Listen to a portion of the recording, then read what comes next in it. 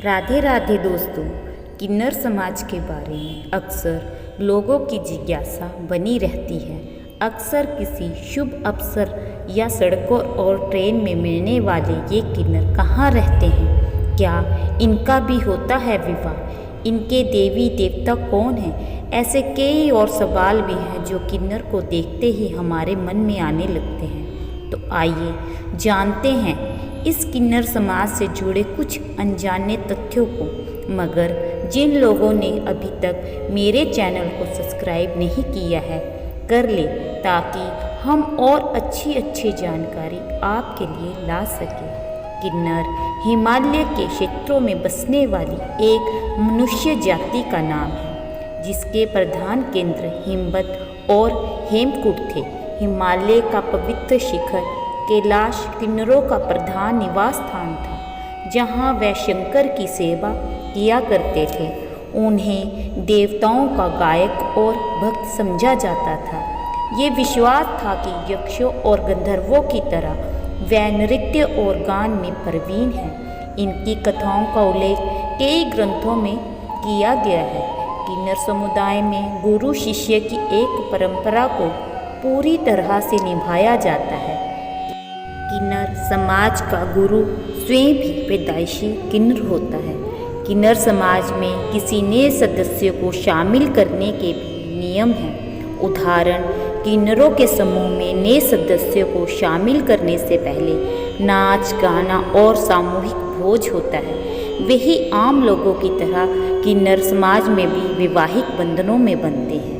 किन्नर अपने आराध्य देव अरावन या इरावन भी कह सकते हैं से विवाह करते हैं, लेकिन इनका विवाह मात्र एक दिन के लिए होता है। कथानुसार अरावन अर्जुन और अलूपी के पुत्र थे। अलूपी एक नाग कन्या थी। अर्जुन और अलूपी के मिलन से अर्जुन को वीर पुत्र की प्राप्ति हुई, जिसका नाम इरावन रखा गया। इरावन भी अपने पिता अर्जुन की भांति रूपवान, बलवान, गुणवान और सत्य की राह पर चलने वाला था। महाभारत के युद्ध में एक समय ऐसा आता है जब पांडवों को अपनी जीत के लिए महाकाली के चरणों में स्व इच्छा से बलि हेतु एक राजकुमार की जरूरत पड़ती है। कोई भी राजकुमार आगे नहीं आता, तो इरावन खुद को इसके लिए प्रस्तुत करता है, लेकिन वह साथ में एक शर्त भी रखता है कि वह अविवाहित नहीं मरेगा। इस शर्त के कारण संकट उत्पन्न हो जाता है, क्योंकि यदि कोई स्त्री विवाह करती तो वह तुरंत ही विधवा हो जाती। ऐसे में कोई भी पिता अपनी बेटी की शादी के लिए तैयार न हुआ। इस कारण भगवान कृष्ण स्वयं मोहिनी रूप में इरावन से विवाह करते हैं। इसके बाद इरावन अपने हाथों से अपना शीश माँ काली के चरणों में अर्पित कर देते हैं। इरावन की मृत्यु के बाद कृष्ण, जो कि मोहिनी रूप में होते हैं, अपने आप को इरावन की विधवा मानकर काफ़ी देर तक उसकी मृत्यु का विलाप करते हैं। यही कारण है कि जैसे कृष्ण पुरुष रूप होते हैं, स्त्री रूप में इरावन से शादी करते हैं, वैसे ही किन्नर अपने आप को मोहिनी रूप से जोड़ते हुए इरावन से एक रात की शादी करते हैं और स्वयं को इनकी विधवा मानते हैं। तमिलनाडु के बेलूपुरम जिले के कूपगम गांव में इरावन देव का मंदिर है। हर साल तमिल वर्ष की पहली पूर्णिमा को इस मंदिर में 18 दिवसीय कार्यक्रम मनाया जाता है। इसमें हजारों किन्नर देवता इरावन से विवाह करते हैं, लेकिन अगले ही दिन इरावन की प्रतिमा को भंग कर मंगलसूत्र तोड़ महाविलाप किया जाता है और विधवा वेश धारण कर लिया जाता है। मान्यता है कि किन्नरों को पहले से ही इस बात का आभास हो जाता है कि उनकी मौत कब होगी। इसके बाद वे खाना बंद कर देते हैं और कहीं बाहर नहीं जाते।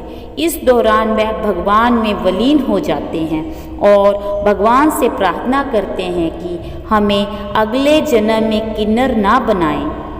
वे शव को कफन से लपेटते हैं, लेकिन किसी चीज़ से नहीं बांधते। उनका मानना है कि ऐसी स्थिति में आत्मा का मुक्त होना मुश्किल है, इसलिए केवल कफन ही जलाया जाता है और शरीर को दफनाया जाता है। ये सारी क्रिया रात में करते हैं ताकि कोई भी इंसान इसे ना देख सके, क्योंकि उन्हें लगता है कि अगर कोई व्यक्ति किसी किन्नर के शरीर को देखेगा तो वह अगले जन्म में किन्नर ही होगा। मौत के बाद शव को जूते चप्पलों से पीटा जाता है, क्योंकि ये उन्हें लगता है कि अगले जन्म में उन्हें इस योनि में जन्म नहीं लेना है। और अपनी कुल देवी बचुरा देवी की ये खूब उपासना करते हैं। बचुरा देवी जिनका वाहन मुर्गा है, बचुरा देवी को मुर्गे वाली माता के नाम से भी जाना जाता है।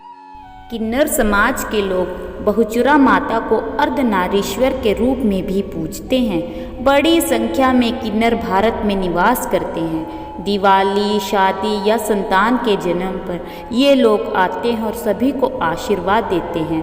कहते हैं कि प्रभु श्री राम ने किन्नरों को आशीर्वाद देकर कहा था कि कलयुग में तुम्हारा राज होगा। कथानुसार जब प्रभु श्री राम 14 वर्ष का वनवास काटने के लिए अयोध्या छोड़ने लगे तो उनकी प्रजा और किन्नर समुदाय भी उनके पीछे पीछे चलने लगे। तब श्री राम ने उन्हें अयोध्या वापस लौटने को कहा। लंका विजय के बाद जब श्री राम 14 वर्ष बाद अयोध्या लौट रहे थे तो उन्होंने रास्ते में देखा कि बाकी लोग तो चले गए थे, मगर किन्नर 14 वर्ष से वही उनका इंतज़ार कर रहे थे।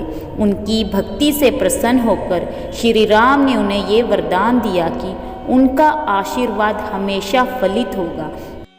कभी भी भूलकर किन्नर समुदाय की बद्दुआ ना लें, क्योंकि ऐसा करने से आपको विपत्ति का सामना करना पड़ सकता है। यदि आपके घर या दुकान पर किन्नर आए तो उन्हें अपनी क्षमता के हिसाब से दान करने के बाद हाथ जोड़कर अपने घर की सुख शांति के लिए आशीर्वाद लें और बोलें फिर आइएगा। सबसे बड़ी किन्नर तट रेखा कनाडा में है। लक्ष्मी नारायण त्रिपाठी भारत में एक ऐसी किन्नर है जो अधिकार कार्यकर्ता, बॉलीवुड अभिनेत्री, भरतनाट्यम नृत्यक, कोरियोग्राफर और वह किन्नर अखाड़े की आचार्य महामंडलेश्वर भी हैं। अगर आपको मेरी वीडियो अच्छी लगी हो तो मेरे चैनल को सब्सक्राइब करना मत भूलें। राधे राधे।